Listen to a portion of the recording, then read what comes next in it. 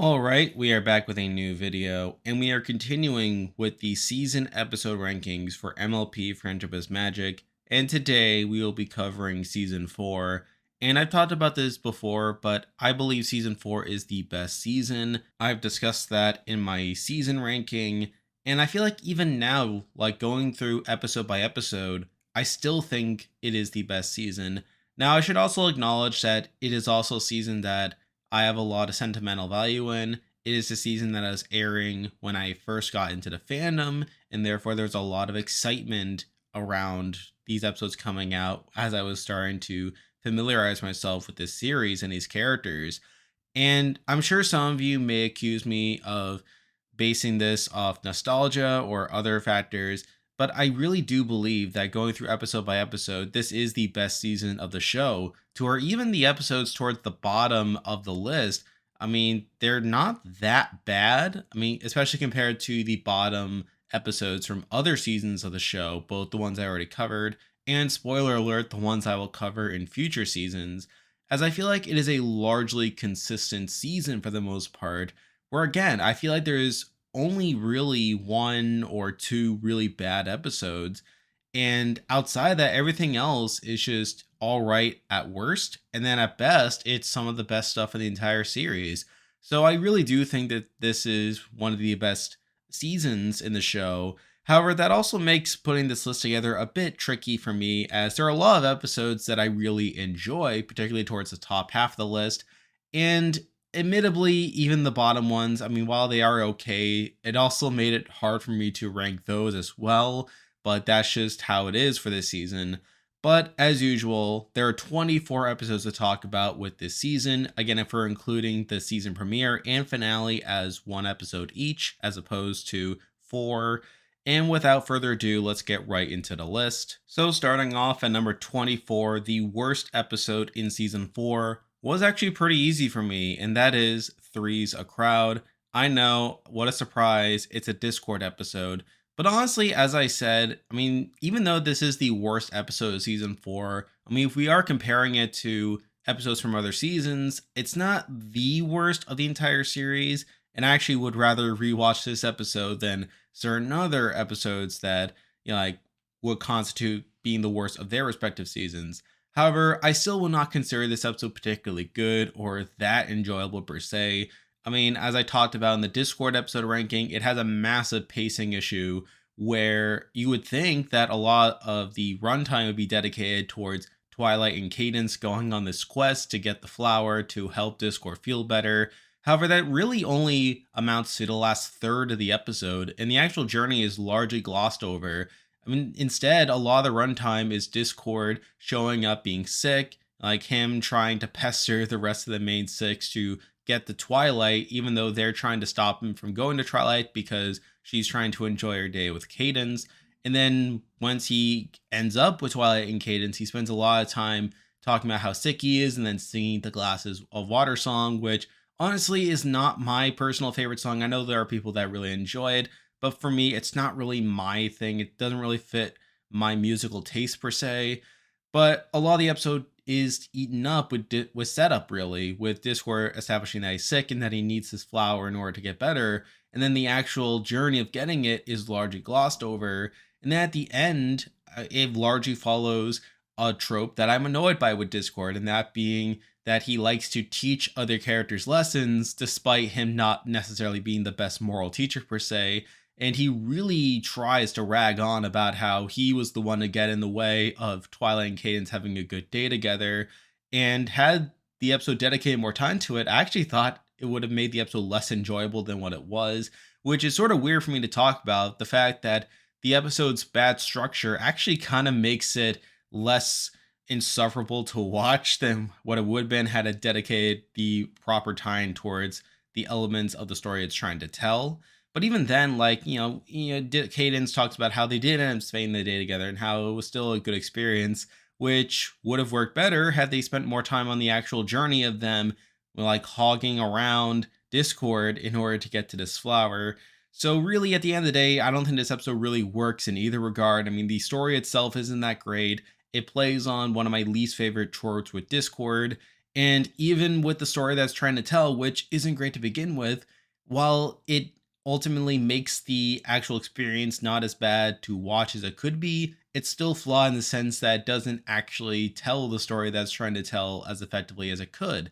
So at the end of the day, I can't really justify this being any higher than 24. However, it's not the worst episode in the entire series, and I would actually consider it one of the better episodes of the series to be the worst of its respective season. However, it is still the worst episode season 4, and it is here at number 24. Now we're moving on to number 23, and I'm sure plenty of people are expecting this to be around the spot on the list. I mean, it's a pretty bad episode, pretty notably bad episode, but again, compared to some other notably bad episodes, it's not as bad as it could have been. And here we have Rainbow Falls. Now, to be perfectly honest, I mean, if we are comparing it to other notably bad episodes, this is the episode that I have the least impression on. And it's the episode that I always tended to forget about when talking about one of the worst episodes in the entire series. But honestly, I don't even think it's that bad at the end of the day. It's actually not that bad to watch per se.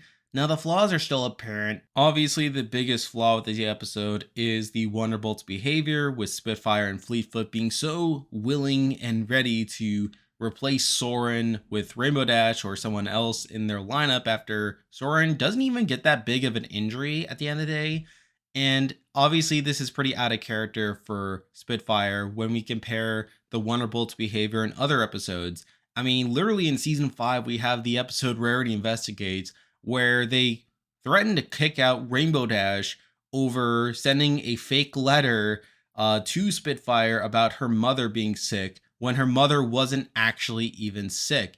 And they made such a big deal about this lie to try to get Spitfire out of the show so that Rainbow Dash could potentially take her place in it. And they even go as far as to strip Wind Rider of all his accolades when it turns out that he was the one to concoct this whole scheme.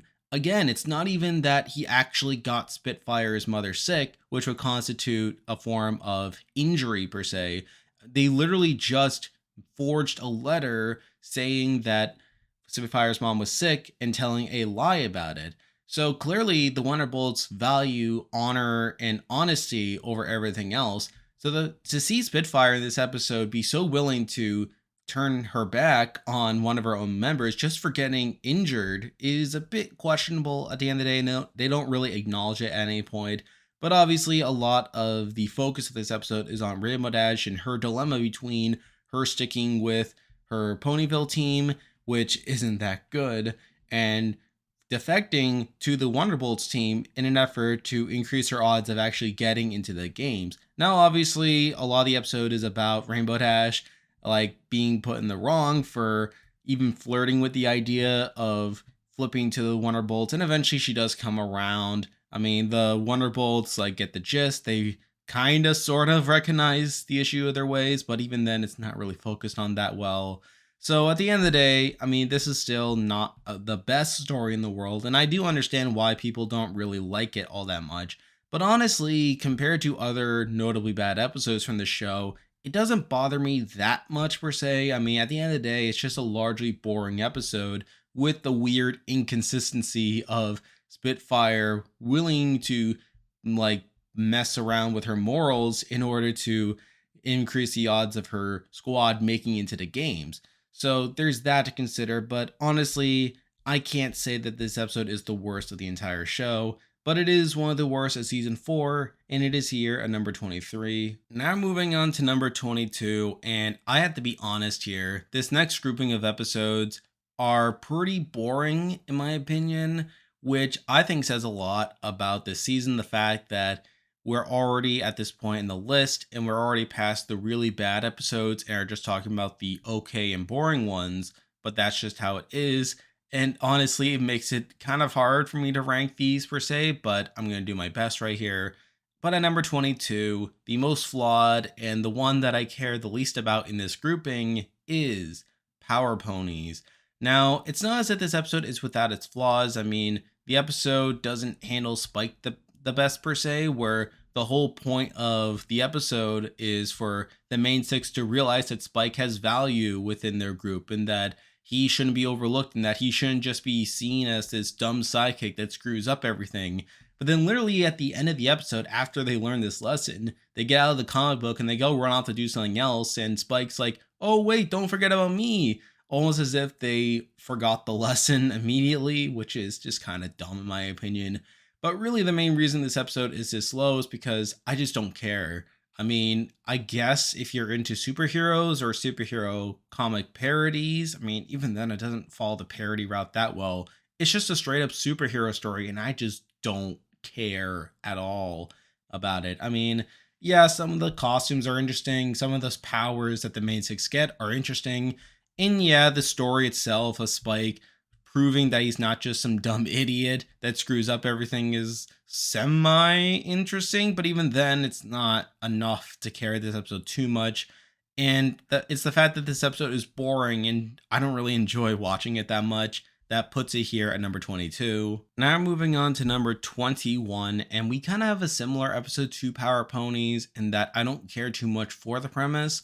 Although this episode did have a bit more going on with it, even if it doesn't pan out in its entirety. And here we have Bats. Now, honestly, I don't care too much about the premise of Bats either. I mean, to be fair, the first half of it presents this interesting dilemma where we have Applejack and Fluttershy being on two sides of this debate over what to do with the fruit bats, where Applejack acknowledges that letting the fruit bats like just wreak havoc on her farm isn't going to bode well for business, while Fluttershy recognizes that the fruit bats need to live and that they need to have something in order to survive and that they're animals too. And had the episode played out with that storyline, I feel like it could have led to something interesting. However, I feel like the episode kind of drops the ball around the second half, where a lot of it tends to focus on the Flutterbat storyline. Now, granted, part of that's because the rest of the main six all agreed that Applejack's side of the story was correct.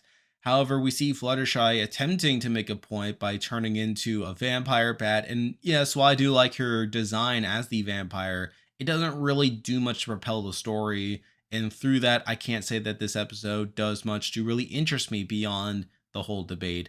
Now, we do see at the end that they do agree on a compromise where they section off a small part of the farm for the bats to eat the fruit there, while the rest of the farm can be used to sell goods and to actually allow the Apple family to live. So I guess it's good that they reached that middle ground to a degree, but honestly, the episode just doesn't interest me that much either. Even the song, I mean, I know there are people that enjoy the song, but for me, similar to Glass of Water, it's just not my musical taste personally. And for me, it was not enough to really elevate my enjoyment of the episode. So at the end of the day, I can't have the episode too much higher than this. It is here at number 21. Now we're moving on to number 20, and we are sticking with this grouping of episodes here. We have Castlemania. And again, I find this episode largely boring, not really my thing personally. Now, admittedly, this episode does try to go for a more lighthearted tone than the ones we just talked about. I mean, it obviously tries to be a bit more lighthearted, and we see that with the ponies not knowing that they're all in the castle at the same time and scaring each other. And we obviously get the reveal at the end with Pinkie being the one that was accidentally behind it all, but still, there's that at least. Now, this episode does have a couple moments here and there that are kind of amusing, kind of funny, but at the end of the day, it's still this largely boring episode for me and doesn't really do much per se. So because of that, I do have it here at number 20. Now we're moving on to number 19. And while I wouldn't consider this episode as boring as the ones we just talked about, it's still not great at the end of the day. And here we have Somepony to Watch Over Me. Now I did already talk about this one in my CMC episode ranking, but it is an episode that does have some questionable storytelling decisions, like the fact that Apple Bloom really was doing fine on her own until Applejack just randomly decided to swing back in to check in on her. And it's because she came in unannounced that scared Apple Bloom and while she was like in a precarious position that caused her to get into a bit of a mess, and in turn Applejack just interprets all that to mean that Apple Bloom can't handle being on her own. So the fact that the plot was kickstarted by a misunderstanding, and particularly one that the perpetrator did a lot to initiate, even if it was unintentional, isn't great, and the fact that we know about this as we see Applejack go way too far and being overprotective isn't the best either. And it is sort of funny later on when Apple Bloom sneaks off and the rest of the CMC pretend to be her. The fact that Applejack like checks in on her while she's sleeping every 5 minutes, but never picks up on the fact that it's actually Sweetie Belle and Scootaloo, despite the fact that the whole storyline is her being overprotective, is kind of stupid, but it's also kind of funny the fact that Applejack doesn't pick up on any of this. So there's that. And I don't love how during the climax, how Applejack's concerns per se are proven 100% correct when she talks about all this stuff that Apple Bloom needs in order to go off on this journey, and it all seemed ridiculous until they ended up dealing with a chimera, and it turns out that Applejack did need all that stuff in order to fend him off. And I don't know, that's just not my thing per se. So there are technically flaws with the story, actually more flaws than some of the episodes we already talked about. However, I will say that I do find the actual story a bit more relatable. Based on my personal life than the other episodes you just talked about, which just make it slightly entertaining in my eyes. And there are some funny moments with the CMC, with them pretending to be Apple Bloom while Apple Bloom sneaks off. And I do find myself siding with Apple Bloom per se. So this episode does give me a bit more to chew on than the ones we just talked about. It isn't a strict slog to watch. However, it's still not a great episode, and because of that, it is here at number 19. Now moving on to number 18, we have another episode that I already talked about in a previous video, and here we have Twilight Time. And to me, this episode is kind of similar to Somepony to Watch Over Me. I mean, maybe not as relatable as Somepony to Watch Over Me, but certainly less flawed. But even then, I wouldn't consider it a great episode. Now, the moment I always think of when I think of this one is the scene where the CMC take Twilight to the restaurant and she's just enjoying all the food. And I don't know, I just find that moment particularly funny. But at the end of the day, it's still a largely standard story. The CMC get like their own time with Twilight to learn different things. They use that to become popular. The other classmates try to use that to get in with Twilight. Twilight gets upset that they're taking her time for granted and that they're not actually using to learn something. She tests them to see that they learn something. They do. They learn their lesson. The end. I mean, it's a pretty standard story at the end of the day and not one I enjoy as much per se, but I can't say that's as boring as the episodes we already talked about. So because of that, it is here at number 18. Now moving on to number 17, and I'm actually a bit surprised this episode is as high as it is, given the premise. However, I do think in execution, there is something to it at least. But here we have Daring Don't. And I actually kind of enjoyed this episode, or at least one specific part of it. Now, I will say up front that I know there are people who are upset by the reveal that AK Uring was actually Daring Do this whole time. Honestly, I never really cared either way. And actually, I don't mind that AK Uring and Daring Do are actually works of nonfiction per se. Now, I do question a bit how AK Yearling was able to keep this under wraps for as long as she did. However, considering the life that they lead and the fact that she's able to use this in order to promote some good, I can kind of see it. But then again, this isn't one of my favorite premises. I'm not a huge fan of the Daring Do episodes in general, but in terms of the story, the episode here is actually okay. Now, there is an interesting element to it where Rainbow Dash is trying to help Daring Do at multiple points, but keeps screwing up. And actually, when Daring Do gets captured around the 2/3 mark, Rainbow Dash actually ends up blaming herself for it. And it's actually part of the conflict here where she's wondering whether she should continue to help or whether she should just go home and leave Daring Do to fix it herself. So I do find that element of it pretty impressive. I mean, and sort of interesting compared to Rainbow Dash's character arc in general. However, I feel like while that is an interesting moment within the episode, it's not really enough to elevate it too much higher. I mean, similar to Power Ponies and Bats, I mean, this isn't the most interesting premise for me, at least, and I'm sure I'm already exposing just how much of a normie square I am, but that's just how I feel. And because of that, this episode does fall to number 17. Now I'm moving on to number 16. And admittedly, this is another episode I'm a little surprised is as high as it is. However, I do find myself enjoying it a bit more than the ones we already talked about. And here we have Traja. And this episode is largely okay. I think it's a slightly better version of Castlemania. Now, you do still have some weird elements to it, like the fact that Rainbow agrees to sell Fluttershy into servitude so that she can get this first edition Daring Do book, while Fluttershy is left to take care of this like animal for the person that they sold it to. So that's not particularly great, but then again, she does realize it towards the end.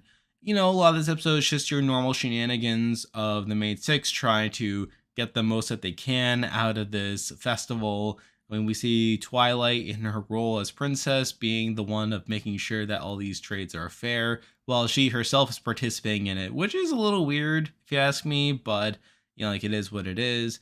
Now, the main moment from this episode that I think about a lot, and I know it's sort of weird how I keep summarizing these episodes in one moment, but that's just how my brain works. But obviously, episode has the moment towards the end where Twilight wanted to sell a lot of her books from the library, only to realize that these books have sentimental value to her and that like she wants to hold on to them because they make her feel happy and that they remind her of all these memories of her time living at the Golden Oaks Library, which, if you know what ends up happening not long afterwards, is an interesting thing for her to say, and obviously something that makes this episode a bit memorable in my eyes. So at least it has that moment per se. But at the end of the day, this episode is just largely okay. While I can't say it's as boring as the episodes we already talked about, I can't say that it's too great at the end of the day. So because of that, I do have it here at number 16. Now we're moving on to number 15. And this episode's kind of similar to Bats in that it had a somewhat interesting story that wasn't presented in the best way. But here we have Inspiration and Manifestation. And I do think this episode does have some interesting ideas going for it. I mean, obviously, we have Rarity like getting upset when people don't appreciate her vision for what makes good art per se, which leads Spike to give her that spell that allows her to manifest anything that she wants. And in turn, she starts to transform the world into her own vision, which isn't too great for anyone other than herself. And that is a somewhat interesting idea, the fact that it sort of implicates Rarity's own art style and her own sense of fashion, and taking that to such an extreme to where it's not really a world that can be lived in. I mean, you can't eat gold, for instance. So that's a somewhat interesting idea, and I do like the direction that they go in with that. The main problem with the episode is the presentation, where despite all the stuff that Rarity is doing, a lot of it just seems to focus on Spike and Owlicious, and how Owlicious is trying to get Spike to open up to Rarity and telling her that her sense of fashion just sucks. And I mean, I kind of get it. I mean, they kind of want to teach Spike the lesson of being able to open up to Rarity and sort of treat her as someone that he can be open and honest with, rather than someone that he has to impress and say yes to at every opportunity. And it's sort of interesting towards the end where he finally opens up and thinks that he just ruined any chance that he had of befriending her, only for Rarity to appreciate all that he's doing. So at least there's that going for it. And I do, in general, like some ideas that this episode implements. It's just that I'm not a huge fan of the whole Spike and Owlicious interactions that dominate a lot of the episode. And in general, that does kind of make this episode a bit more generic for me. However, it's not really enough to make it slide too much. So because of that, I do have it here at number 15. Now we're moving on to number 14. And admittedly, I still would consider this episode to be largely okay, although it is a step above some of the other ones we've been talking about before. And here we have Leap of Faith. Now, this episode does have some interesting stuff going for it, like Granny's whole career in diving and how she really wants to use this opportunity to get back into shape. You obviously have the whole Flim and Flan storyline of how they're promoting this tonic that doesn't really work, but it makes people like Granny feel like they can do it, which creates this whole placebo effect of making her actually do things that she didn't think that she could do before. So there's that at least. You also have a bit of a storyline with Applejack reforming Silver Shill after he was a part of the Flim and Flam show and sort of taught him the value of honesty above all else.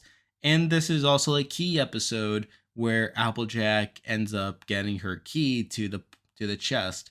So there is some stuff going on here. I mean, the actual song that Flim and Flam sing is semi-interesting, In general, this episode does have some interesting ideas going for it, although it's not necessarily the most enjoyable watch either. And while I wouldn't consider it boring, or at least not as boring as some of the other episodes, I can't say it's among my favorites, so because of that, it is here at number 14. Now we're moving on to number 13, and I feel like we are starting to tick up into the pretty good episodes. But at number 13, we do have sort of a transitional piece, and here we have Equestria Games. Now, I know there are people who are disappointed by this episode because it's the culmination of a season-long arc of the Equestria Games, and it doesn't even focus too much on the actual games itself so much as it focuses on Spike and his return to the Crystal Empire. And I kind of get it. I mean, I kind of wish the episode did focus a bit more on the games, and actually, I think it might have been interesting if they had incorporated the Equestria Games into the two-parter. As much as I love Twilight's Kingdom, I feel like they could have done a better job of wrapping up this story arc here. However, the way it's presented isn't that bad either, with it focusing so much on Spike and him trying to live up to the reputation he has built up for himself by saving the Crystal Empire, only to screw up over and over again. I mean, first he tries to light the torch to start the games, and he ends up not doing that correctly. And then he ends up singing the Cloudsdale anthem without knowing the words, and that was obviously a pretty cringe moment as well, but obviously one that's pretty relatable, especially for someone like Spike who is trying to put on a good show but is unable to do so. And then he walks away feeling like he was a failure and that he embarrassed himself and soiled the reputation that he built, but then ultimately saves the day towards the end, helping to save the games, and in turn only solidifying his reputation. So it's not that bad of a story at the end of the day, and yes, while I do wish it would have focused a bit more on the games, I think there are some enjoyable moments here and there that make the episode a bit worthwhile for me, and because of that, it does land here at number 13. Now we're moving on to number 12, and I did have a debate between this episode and Equestria Games, as this episode is certainly more flawed than Equestria Games. However, it does have a bit more going for it, and I do actually enjoy it more at the end of the day. But at number 12, we do have Philly Vanilli. Now, this episode does have a pretty big con in it, and that is Pinkie's behavior in it. Now, I am a big Pinkie fan, and I am someone who generally sticks up for her. However, this wasn't the best episode for her. And honestly, I'm not even entirely sure what they were going for with making Pinkie this insensitive pony that was just laying it all on Fluttershy, making it emphasizing the whole point of Fluttershy potentially embarrassing herself so badly that she'll never want to show her face again, which how does she think that that's encouraging by any means? But and the fact that they do it again towards the end of the episode isn't ideal either. So really that is a pretty big con, although at the end of the day it's just a bad joke and doesn't take up too much of the episode. If we're looking at the actual meat of the episode, it's actually not that bad, where Fluttershy does kind of get this thrill out of performing so long as others don't actually see her. And I actually do find that a bit relatable in the sense that she gets the thrill of wanting to perform and having others enjoy what she has to deliver, but not actually showing her face and having this whole, I don't know how to describe it, but this disconnect between how she perceives herself and her imagining the idea of others seeing her, and I guess just the shame that comes with her being ashamed that others have to see what she's putting on, and this whole disconnect there. There's a whole array of stuff going on with Fluttershy wanting to perform without actually wanting to be seen in the process, which I do find pretty interesting at the end of the day. We obviously have the whole Flutter guy thing, which I know I didn't like too much in Bridal Gossip, but here it is, a nice callback at least. And I do like the ending of the episode as well, where Fluttershy agrees that, you know, like she is inching her way towards performance and that she's taking baby steps, which if we see what ends up happening like around season 8, Horseplay, where she ends up being the lead role in a play, I do find that like aspect pretty interesting, and I'm glad that it is something that is followed up in future episodes. So at the end of the day, this is a good episode, but one that just insists on having this really bad joke in it that does kind of sour it to a degree, but compared to everything else, I can't say it's that bad. So because of that, I do have it here at number 12. Now moving on to number 11, and I'm sure some people will debate whether this episode is too high. However, I do kind of enjoy it at the end of the day. And here we have Simple Ways. Now, I know there are people who don't like Trenderhoof that much. I mean, at the end of the day, he is kind of this bland character.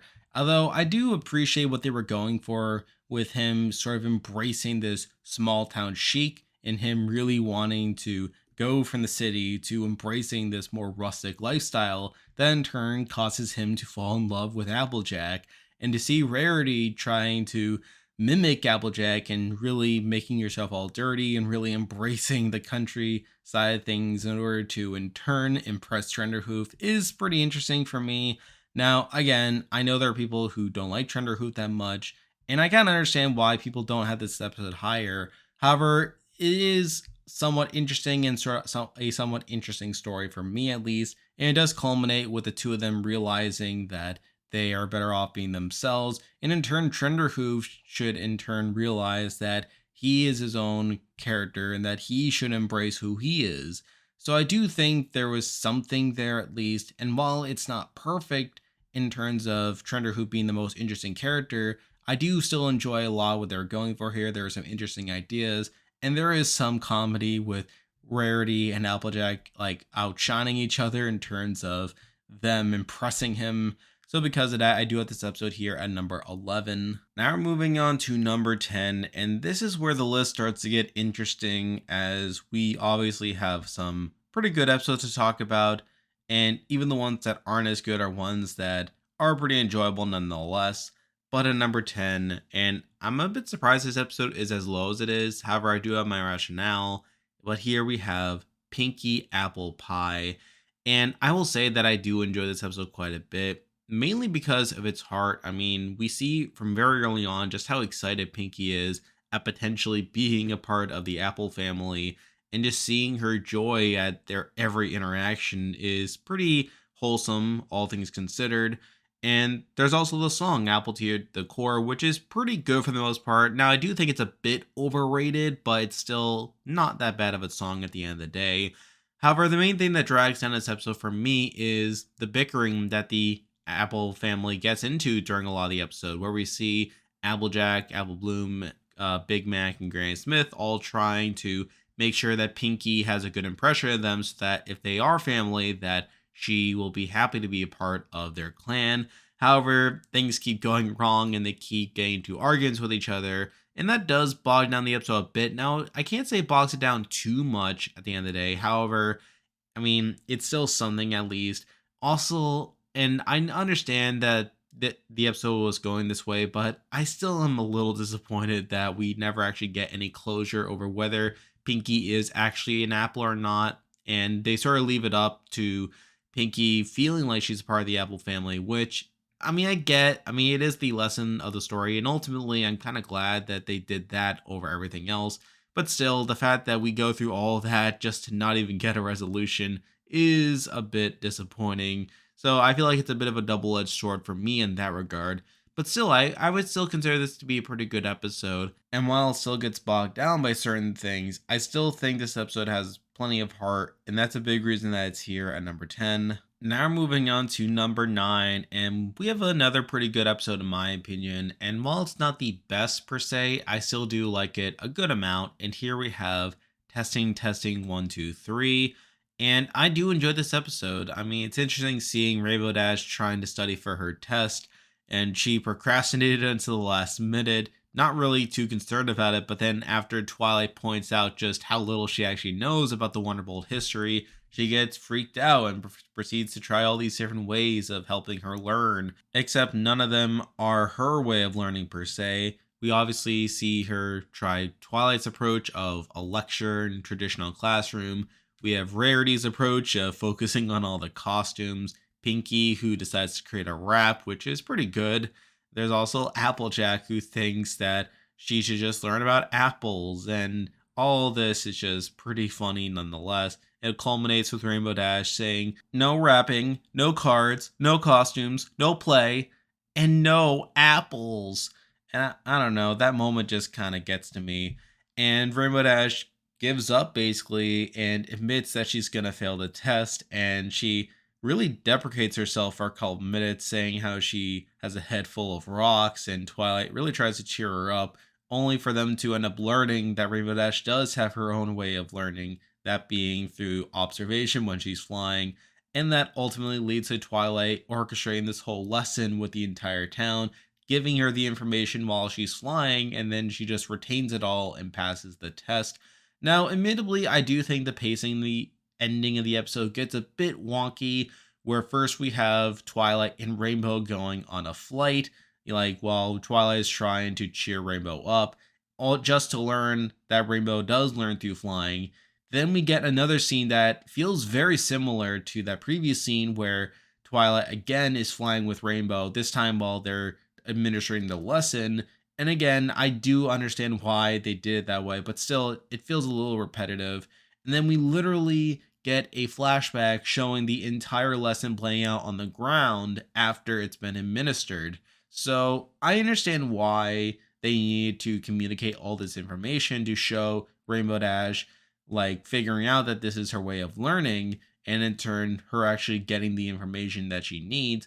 But it does feel a little repetitive, the fact that we have basically three scenes back to back to back that feel like they just communicate those simple points does drag the episode a little bit. And plus, they literally just gloss over the actual test at the end, where it's literally in the last 30 seconds of the episode of her taking the test, and then the proctor like just staring at her for a while, and then he just stamps the test saying that she passed. So I do think the ending just has some weird pacing issues per se, but this is still a pretty enjoyable episode where we see Rainbow like struggling to learn all this information, and then when she's unable to learn the way that the others are able to learn, she feels like there's something wrong with her and that she's broken. And it's really hard hearing some of the stuff that she has to say, like, oh, maybe I'll work on a rock farm because my head is full of rocks.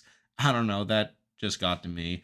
And also just seeing all the different scenes of each pony coming up with their own ways of teaching her, including Spike, who tries to put on a play. So at the end of the day, I do think this is a pretty solid episode and pretty entertaining nonetheless. It's just those pacing issues towards the end that keeps it from being a bit higher. So because of that, it is here at number 9. Now we're moving on to number 8, and we have a pretty notable episode to talk about here. And here we have Rarity Takes Manhattan. And this is a pretty good episode as well, as it's no secret at this point that I am sort of a fan of these Rarity episodes, particularly earlier on the series. And this is definitely one of the better ones, in my opinion, where we see Rarity trying to win this contest while her friends get to see the sights of Manhattan. And it's pretty interesting seeing a lot of it focus so much on Rarity's element, that being generosity, and seeing someone like Suri really take advantage of her by taking her designs and copying them for herself for the contest, prompting Rarity to create an entirely new line in one night and overworking her friends in the process. And it's very interesting seeing like her friends like getting all worked out, but being willing to help out their friend. And then Rarity is so focused on the contest that after they finish, she has to rush off in order to make the deadline without even thanking your friends or acknowledging like the stuff that they gave up in order to help her out. And it's, that's also an interesting element to it, seeing Rarity recognize her mistake and then pulling out of the contest before it's wrapped up, and seeing the error of her ways is pretty interesting as well. We also have the introduction of Coco Pomel, who is a pretty interesting character on her own, and I do like seeing her grow throughout the episode, culminating in her quitting her job from Suri and then taking on the new job that Rarity is able to get for her at the Hinny of the Hills production. Now, I do think it was a bit of a cop-out in the sense that she had to agree to make the costumes in order to get the exclusive showing for her friends to make it up to them, but then was immediately able to just like punt it away to Coco. I felt that was a bit weird, but I mean, it's not the end of the world for me either. This is just a pretty solid episode in general, and while it's not without its flaws, I do think it is pretty good, and it's pretty solid for a Rarity episode as well. Also, something I forgot to mention earlier was the fact that Twilight's role as princess literally plays no role in the episode. We even see like a fellow Manhattanite just disregard her, even though she's a literal princess at that point, which does contribute to some storylines later on in the season. But again, this is still a pretty good episode, and it has some pretty noble moments, and it's for those reasons that I have it here at number 8. Now we're moving on to number 7, and we have another pretty solid episode, and actually we have another key episode, but here we have It Ain't Easy Being Breezy's. And this is a pretty good episode, all things considered. It's pretty interesting seeing Fluttershy trying to take care of all these breezies and trying to make them feel comfortable, despite Seabreeze trying to tell them that they need to get to the portal before it closes, and Fluttershy just struggling to be assertive in the situation, despite these creatures being pretty cute and them not being people that she wants to disappoint per se. And I know some people think that this is just a rehash of other Fluttershy episodes, but I really do find it interesting here in the sense that Seabreeze is someone who is presented as a bad guy here, and Fluttershy is trying to engage with them for a lot of it. And then Fluttershy eventually coming around to realize that Seabreeze has a point and that she genuinely feels bad for Seabreeze in the sense that they're not going to be able to get home until she's able to free them. And we have that scene where Fluttershy does force them out of her home. She watches them all fly away, and it's only after they all leave that she breaks down crying, realizing just how harsh that she was, but knowing that she ultimately made the right decision. And I know the episode does focus a bit on just how cute the Breezies are, which honestly, I don't care too much about that. Although it was slightly interesting seeing the main six like being in the Breezy form towards the end. So at the end of the day, this is a very solid episode. And while I can see the debates for this episode being a rehash of other Fluttershy episodes, I do think that it is able to stand pretty effectively on its own. And I think it's a pretty fitting episode for Fluttershy to get her key in this role. So because of that, I do have this episode here at number 7. Now we're moving on to number 6, and sticking with these last two episodes we talked about, these are pretty solid episodes. But number 6, we have For Whom the Sweetie Belle Toils, again tying into some of these broader arcs, this time being the Luna CMC storyline. And this is a pretty solid episode in my opinion. I like Sweetie Belle's interactions throughout a lot of it, and I've talked about this before. I do kind of relate to her older sister dynamic with Rarity and how she feels like Rarity is overshadowing her. In this case, we see her like think that she's the star of the show, of the play that she wrote, only for everyone to talk about the costumes, and she feels really bad about it. And she feels bad that Rarity is the one who is always getting the attention for a lot of things, when in reality, Rarity was just doing her best to make sure that her sister was in a position to succeed and to feel confident, sort of what Rarity is always known to be doing. And we see Sweetie Belle very understandably get upset at her and sabotage the headpiece that she had made for Sapphire Shores in her big show. Again, this really important client. And through that, we see Luna's intervention, where we see her really break down to Sweetie Belle what all this means. We get a pretty fitting flashback of Sweetie Belle resenting Rarity for overshadowing her at her birthday party, only to clarify later on that Rarity was just trying to keep the kids from leaving because of how long Sweetie Belle was taking to get ready. And there's obviously the iconic award ceremony where Sweetie Belle was going to get an award, only for it to rain and for her to feed into the jealousy of Rarity and her thinking that Rarity was the one to ruin everything, when in reality, Rarity was just trying to help. And then eventually we get to the scene where Sweetie Belle wakes up and tries to swap out the headpiece, and fix it properly before Rarity and Sapphire Shores can figure it out. And admittedly, this segment is a bit slow at points, but eventually Rarity and Sweetie Belle are able to come clean about what happened, and in turn, everything is all said. I think for me, what really makes this episode is Sweetie Belle and her relationship to Rarity. Again, something that I do find relatable myself and something that I have enjoyed in previous episodes. Now, I do admit that I wasn't the highest on Sister Who Social, which dealt with a very similar issue. But honestly, I feel like this is a much better version of Sister Who Social, both in terms of its conflict and presentation. I do like the way that all this is presented here, and the whole segment of Luna explaining to Sweetie Belle what's going on and what her decision could mean really was impactful, both in the visuals and in terms of Sweet Belle recognizing just how unfair she is seeing Rarity in her intentions. So at the end of the day, I do think this is a very solid episode and definitely one of the better ones in season 4. However, considering its competition and what is above it, I figured that only 6 is about as high as I can put it. So because of that, this episode does fall to number 6. Now we're moving on to number 5, and I would consider this to be the top tier, as I feel like these top 5 episodes are all very solid episodes and definitely among the better ones in the series, and it's just a matter of the order for me. But at number 5, we actually have an episode that I've already talked about in a previous video, and that is the season premiere. We have Princess Twilight Sparkle. And admittedly, I think this is an episode that tends to get a bit overlooked. I mean, especially among the two-parters, but even among like the regular episodes, as I think this is a very solid two-parter, all things considered, and really does an effective work at smoothing over some of the season 3 storylines that it introduced, namely Twilight becoming a princess in the first place, as well as Discord's redemption arc from Keycom later on. I think the episode does a very effective job at smoothing that stuff over and making it seem a bit less rushed than it came off in those initial episodes, with Twilight really struggling to come into her own as her role as the new princess, while Discord is still very much rough around the edges in terms of his redemption arc, but not to the point to where, well, he's teaching other people lessons, but that's another side topic. I feel like the only real issue with the episode is the anticlimactic resolution, where it's revealed that the whole situation, all these vines, stemmed from Discord planting them over 1,000 years ago without even realizing it. I did find that a bit underwhelming. However, I still think this is a very effective two-parter in a number of regards.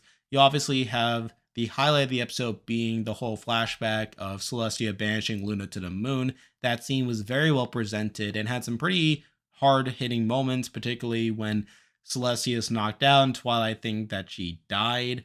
And then later when Celestia actually casts a spell to banish her to the moon and we see her crying in the process, I do feel like that's a very satisfying moment as well.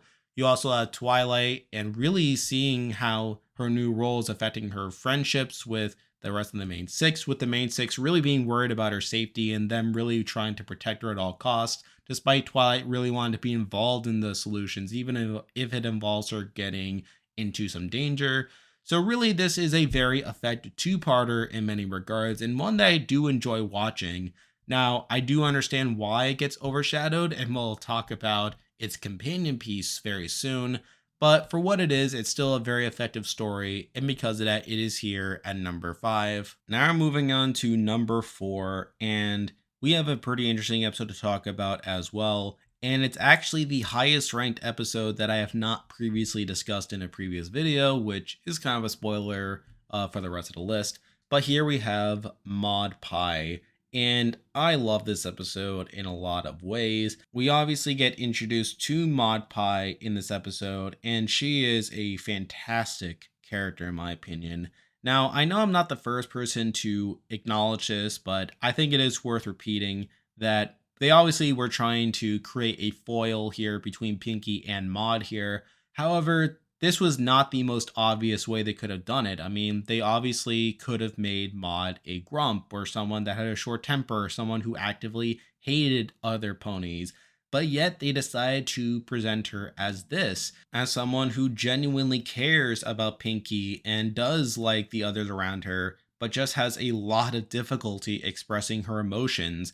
And actually, the longer we get to know her, and as we see her in future episodes, you actually start to realize that Maud and Pinkie actually have more in common than it appears at first glance. I mean, Maud is very much someone who is a bit out there in terms of her interests and is capable of quite a lot of things, kind of similar to Pinkie in a lot of ways. And even in this episode, we know that she's obsessed with stand-up comedy and that she genuinely cares for Pinkie, much in the same way that Pinkie cares for her. So it is interesting to see the relationship between Pinkie and Maud here, both in their similarities and how they care about each other, but obviously their differences as well, or perceived differences on the outside. And the fact that they went with this dichotomy versus some other way to separate them. So that alone is very interesting to see.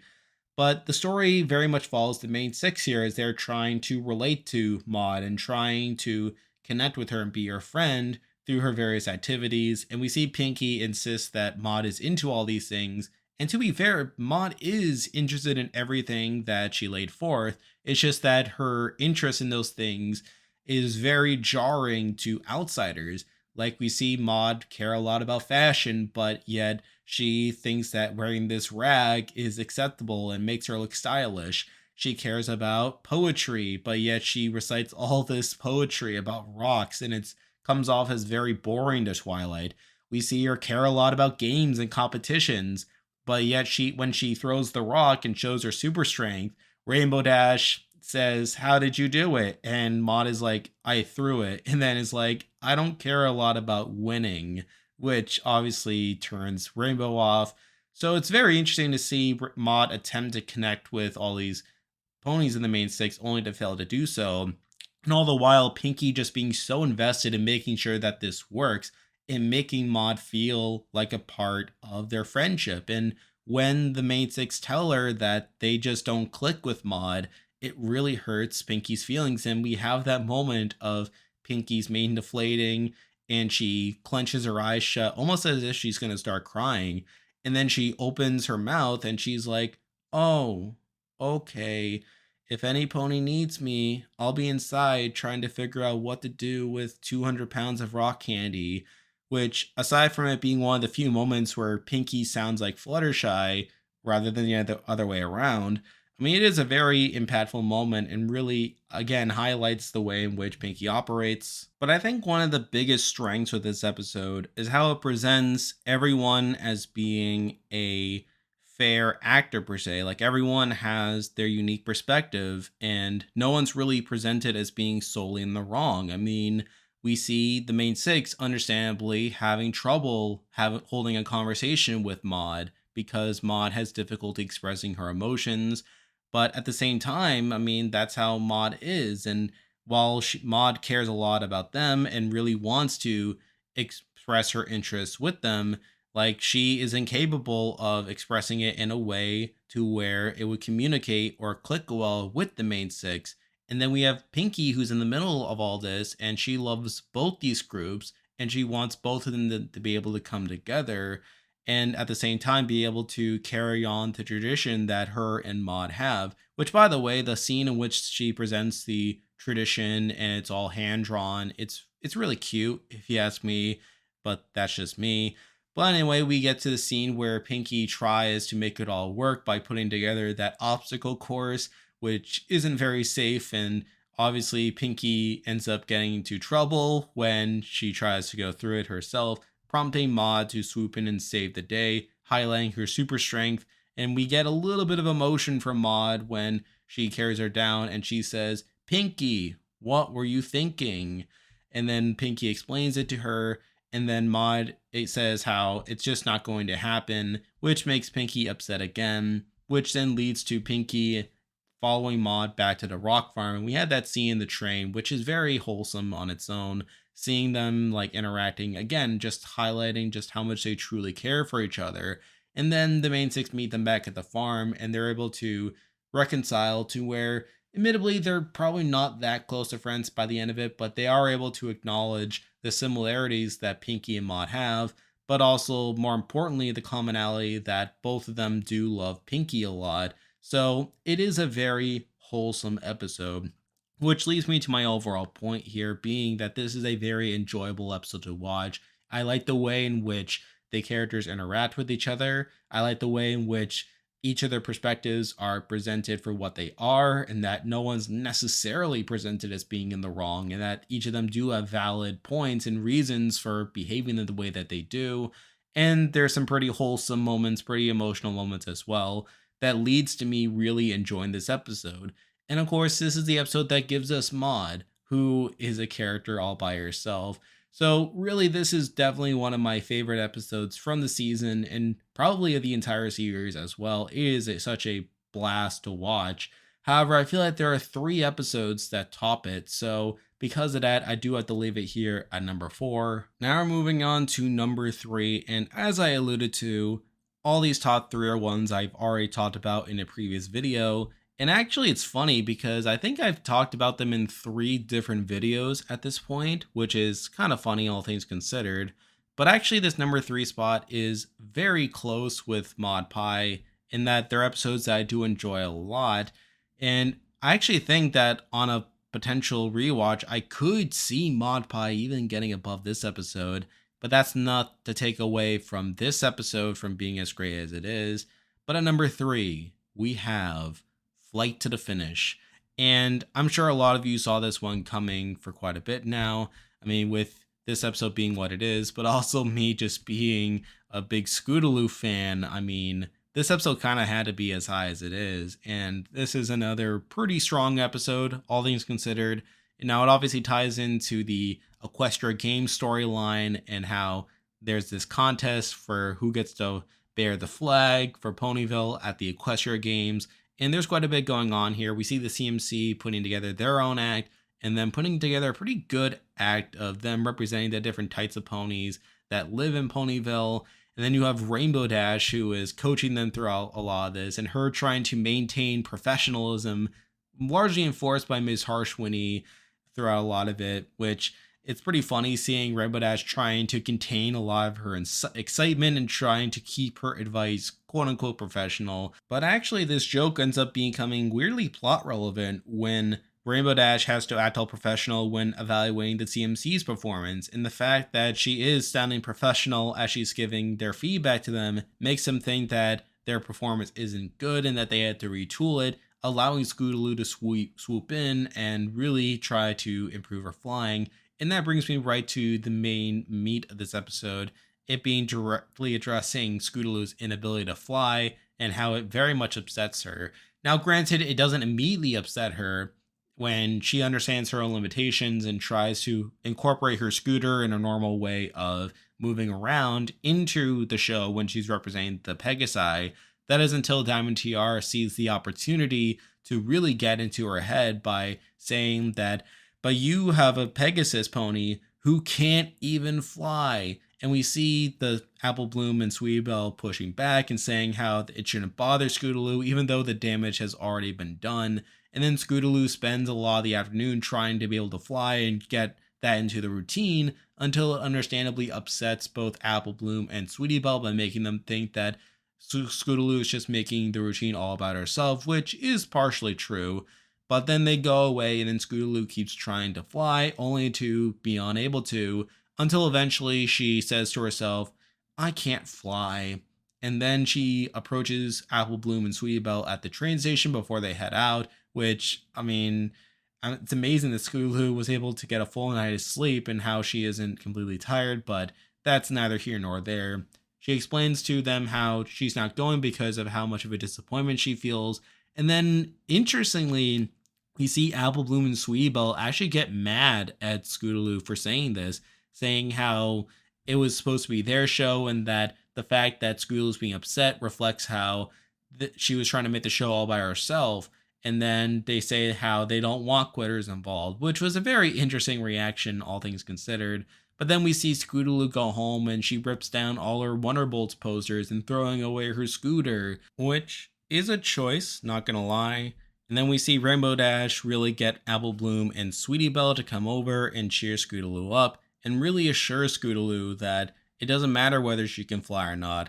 Now, admittedly, there is a bit of a nitpick I have here, in that a lot of this is kind of undermined by the fact that Rainbow Dash has a flying contraption for Tank so that, like Tank can fly with her, but yet there doesn't seem to be such a choice there for Scootaloo to have. But I'm not really going to fault that too much with this specific episode, as I'm sure that even such a flying contraption would be unlikely to really fill the hole that Scootaloo has in this particular episode.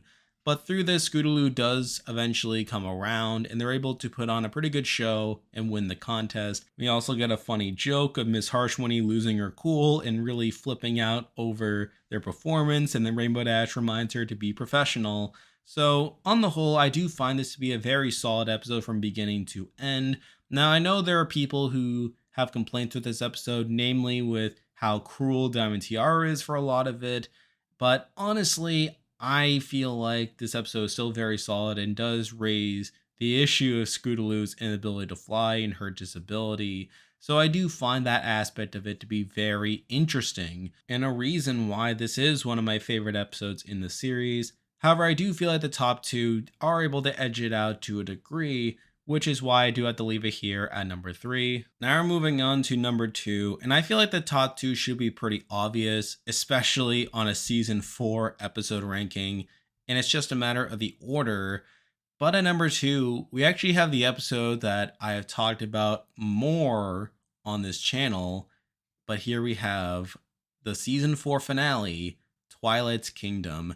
And it's weird because I have talked about this episode multiple times now on this channel. I've talked about it in my two-parter ranking, I've talked about it in my musical episode ranking, and I believe I even talked about it in my Discord episode ranking. So I have talked about this episode multiple times at this point, and yet I feel like every time I talk about it, I am unable to properly and clearly express just why this is one of my favorite episodes in the series, which is a bit weird because this is a well regarded episode. There are plenty of people that consider this to be one of the best episodes in the series, and for good reason.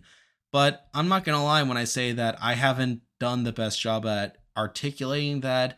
And to be fair, I mean, when I am expressing the various merits of it, I mean, it's sort of hard to say what those are without just getting straight into what happens here. But to be fair, I'm sure that's a common thing you can say about the way I talk about a lot of things on this channel.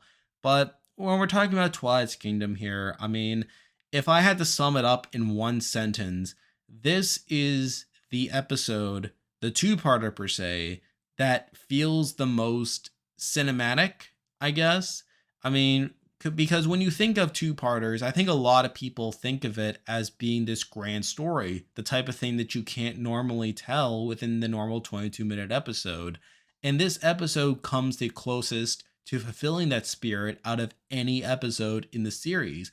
Now, I'm sure some people can reduce that simply due to the big fight that Twilight and Tyrek have in part 2, which is pretty epic, all things considered.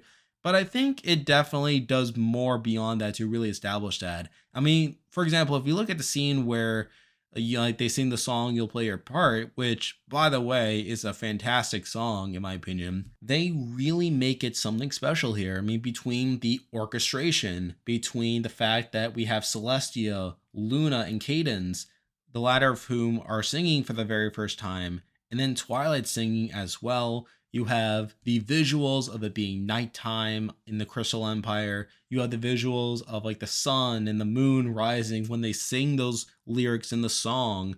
I mean, that song alone really makes you in the mood for the two-parter and really lets you know that this is going to be a higher stakes episode compared to other episodes in the series, and particularly compared to other two-parters.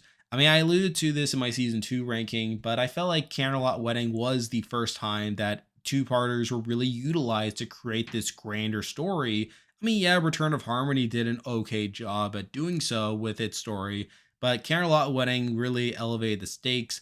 And while Crystal Empire and Princess Twilight Sparkle definitely told interesting stories in their own right, I feel like this really took things to a level beyond a Candlelight Wedding with its story, and the way that it presents it is very interesting in my opinion.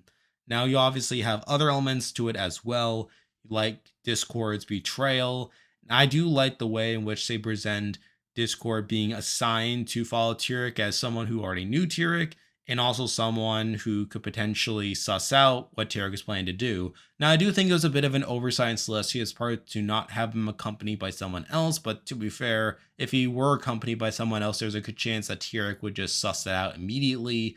But they obviously placed a lot of trust in Tyrek, and it understandably backfired in spectacular fashion. But even then, when Tyrek does betray like Equestria here, he doesn't really do it out of malice per se. I mean, it is established that he has embraced the idea of friendship, and he does care about Fluttershy and about friendship.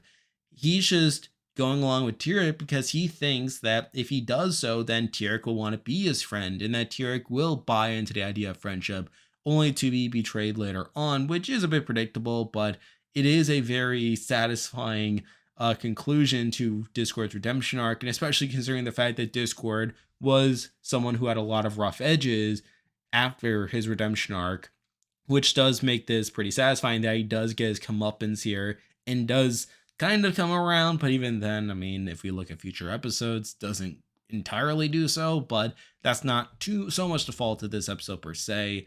And then we have other moments as well, like Tyrek blowing up Golden Oaks, which isn't focused too much on this episode, but is obviously dedicated more time in future episodes.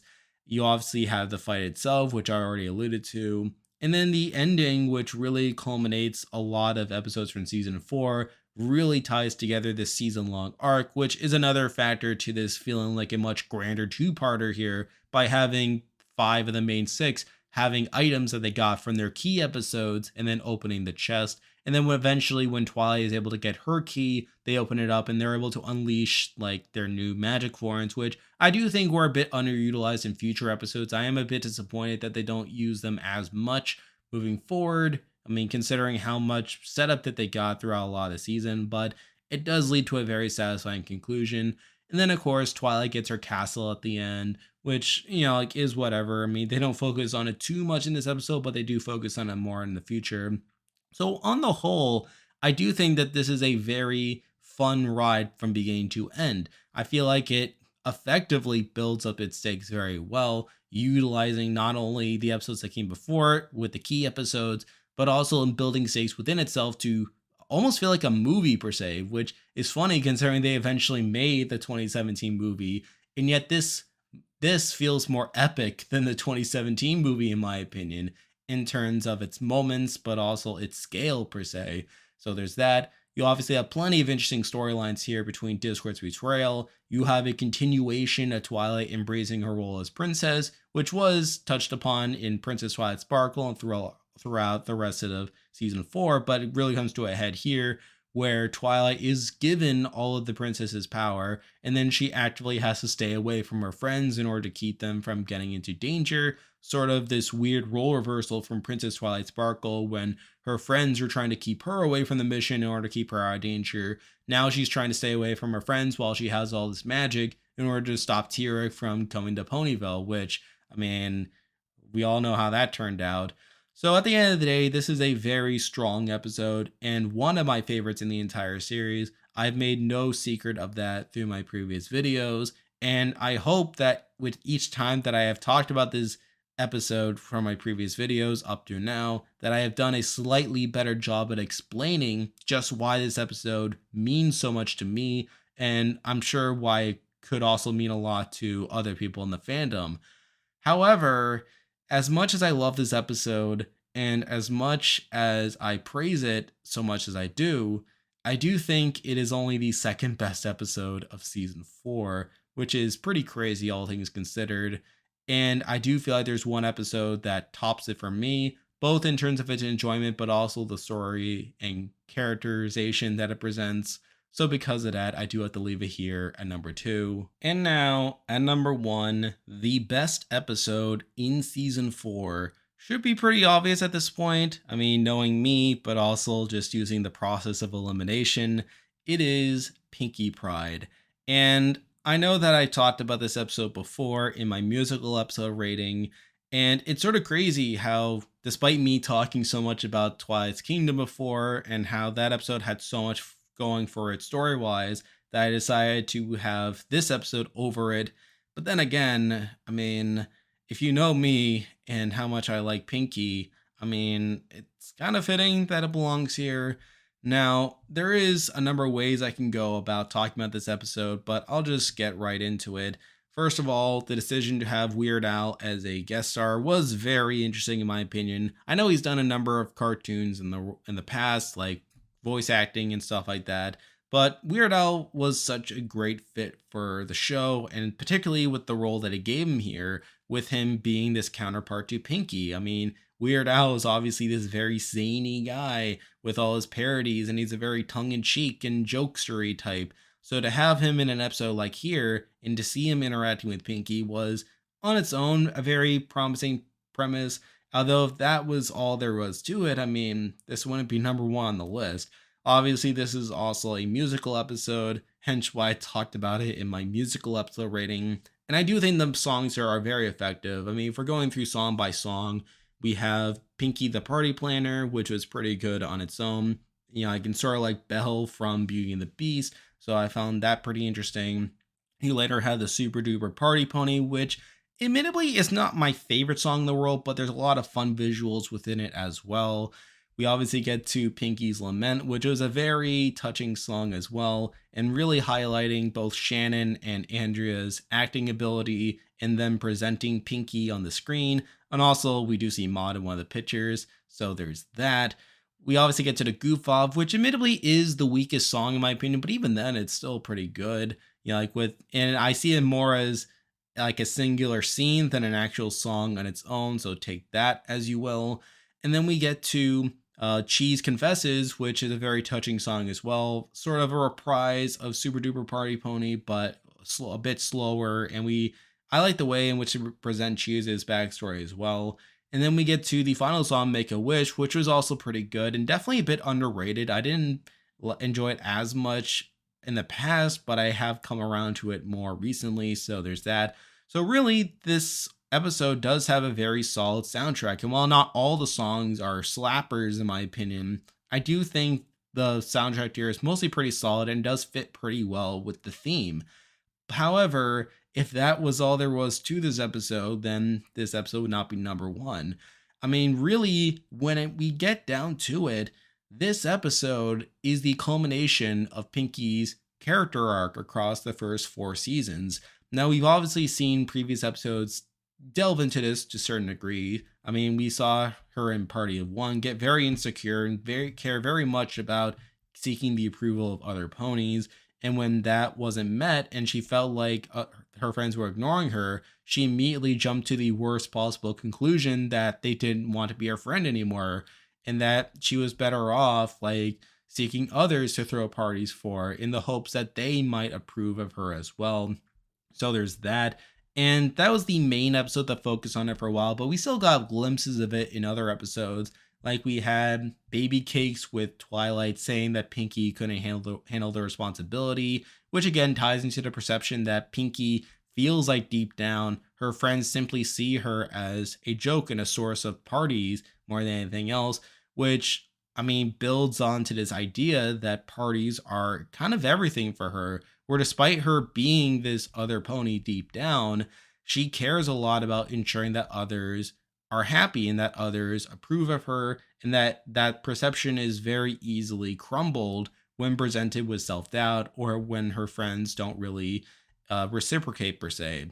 And there are other smaller moments here and there, but this episode is really where it all comes together in a very satisfying way, where we see another pony who is very similar to her coming in and seeming better than her in almost every way to the point where others are gravitated towards her, and then her immediately having a bit of an identity crisis.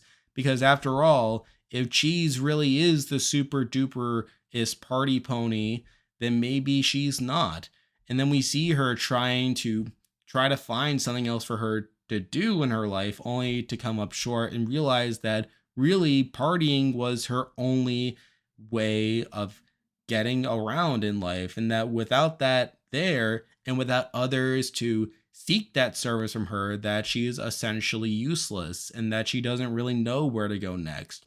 And then her trying to contest Cheese in the second half of the episode was her way of trying to reassert her dominance, of showing others that she hasn't given up and that she's willing to do whatever it takes to make others happy. And how fitting is it that she gives up at the moment when Rainbow is no longer having fun, which defeated the entire purpose of her being a party pony in the first place, and of her doing all this, and her feeling like she really let Rainbow down here, and for her to react in a way to where rather than just saying that Cheese will have the party now, she basically tries to move away from Ponyville because she doesn't have anything left here to offer. And it's only through her friends helping her realize that at the end of the day, she is the permanent party pony and that others do appreciate her and that they'd never forgotten that, even if Cheese was pretty fun for a bit. And then we get the Cheese as a character, which admittedly, if I were to nitpick this episode to a degree, it's the fact that Cheese doesn't make it more open to the fact that he does look up to Pinkie and sees her as his role model, the type, like as the pony that inspired him to lead his life the way that he does. Like the fact that he doesn't show that more earlier in the episode is a bit of a nitpick. However, even then, there is an excuse for it in the sense that, like he had gotten to the point where he was playing this character as this loner who comes in and acts like he's too cool for everything, and that he wanted to impress her, and that if he, like deferred at any point, that he would indicate that he has a lot to learn and that he doesn't want to disappoint her anyway. He wanted to be all show from the beginning. And like we see deep down that he is still vulnerable based on his song. I mean, we know that he grew up in this background of him like not being very confident in himself, and partying became his outlet for that, for him to basically go onto a stage and perform essentially. So literally from the moment that he entered Ponyville, he was performing essentially. And through that, he wasn't showing the vulnerability. He wasn't showing like his like guard being let down for his idol, his role model, because at the end of the day, he was putting on a performance, and he was probably certain that Pinkie was probably doing the same, and that she probably wasn't having those same issues that he was having as well. He probably assumed that she was just perpetually happy and that she had moved on from a lot of the self-doubt issues that he might have had growing up, when in reality the two of them had way more in common than they probably realized at first. But eventually the scene where they do open up was pretty satisfying in its own, and really just highlighting how perfect for each other they end up being later in life, which is something at least. So, and really by the end of this, Pinkie does come to terms with her role in Ponyville. She realizes that, yes, while things can not always be what they appear, that deep down her friends really do care about her, and they care about her for herself more than anything else. And that's really what propels this and really culminates her character arc over these first 4 seasons. And yes, future episodes do continue to delve into Pinkie's psyche to various degrees, like Party Pooped. I mean, yakety sax as well. However, I feel like none of those episodes are ever able to quite reach the peak that Pinkie Pride is able to in that regard. And I feel like to that degree, this episode does feel like the culmination of this character arc for Pinkie that makes her such an interesting character to begin with. And when you add in everything else I just mentioned, the fact that we have Weird Al here to play this character that fits pretty well for like his skill set and for who he is as a person in real life. The fact that you have all this interaction between Cheese Sandwich and Pinkie, the fact that this is a musical and a lot this music simply slaps. I mean, this is a very solid episode in its own right, and very similar to Twilight's Kingdom, it is very much a show. It is very much a show that really immerses you in what it's selling you, and it does a very effective job at not only giving you something of value, but also presenting it in a way that is memorable and will leave you wondering and stuff like that.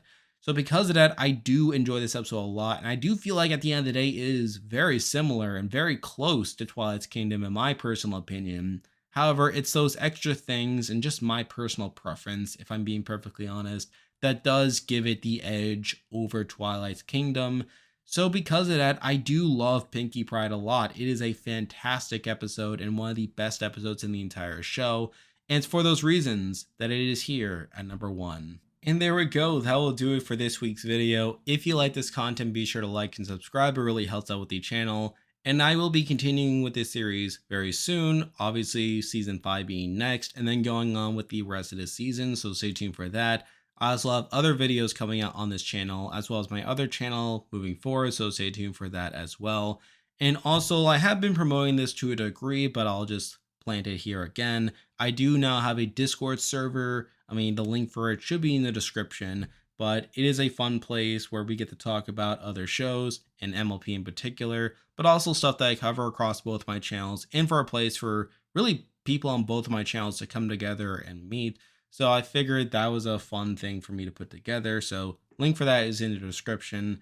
But for now, that is the video. See ya.